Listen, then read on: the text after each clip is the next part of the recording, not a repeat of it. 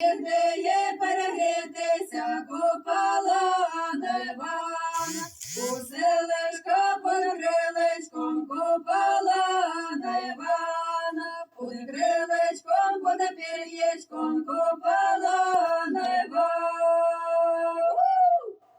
Купала дівка Марина, купала на Івана, купаючи вона змерзла, купала на Івана, та нігде є перегрітися, купала на Івана, у Іванка під полою, купала на Івана, під полою, під рукою, купала на Івана.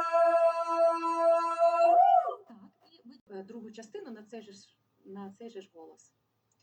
Купалася дівка Галочка, копала на Івана, копаючи вона змерзла, купала на Івана, да нігде їй перегрітися, купала на Івана, у Іванка пуди полою, купала на Івана, пуди полою, пуди рукою, купала на Івана.